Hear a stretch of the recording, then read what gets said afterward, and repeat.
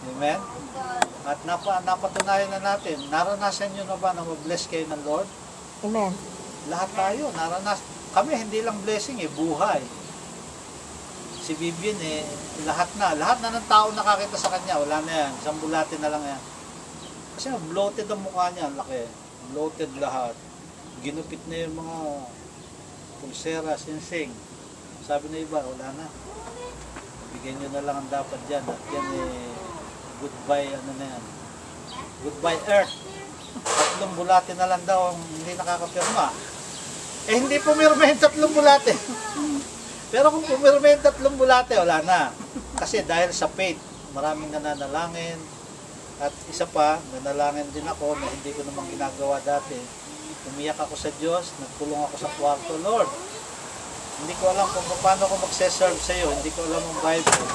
Hindi ko alam ang gagawin. Pero ang pinapangako ko lang sa iyo, kung duduktok ako ang buhay ng asawa ko, magse-serve ako sa iyo. Kaya nakikita niyo ako ngayon sa harapan niyo na hindi na ito yung dating Efren.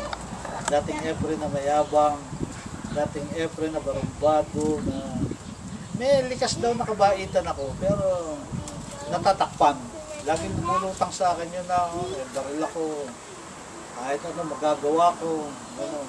Alam mo ang tao, lalo sa Pilipinas, may konting kapangyarihan ka lang, hindi pa totoong kapangyarihan, yung konti lang, mayabang ka na. Kasi kala mo, wala nang uubra sa'yo.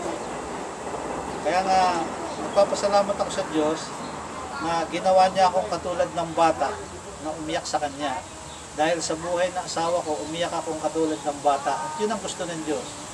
Once na tumulo ang luha mo sa Diyos, kahit buhay, bibigyan niya. Amen? Kaya lahat tayo ay nakaranas kung paano tayo pinagpala ng Diyos. Siguro, naranasan nyo lang sa ngayon, yung mga pangangailangan nyo, yung mga emergency bagay, may ano. Pero ang Diyos kahit buhay, dadagdag sa iyo. Amen?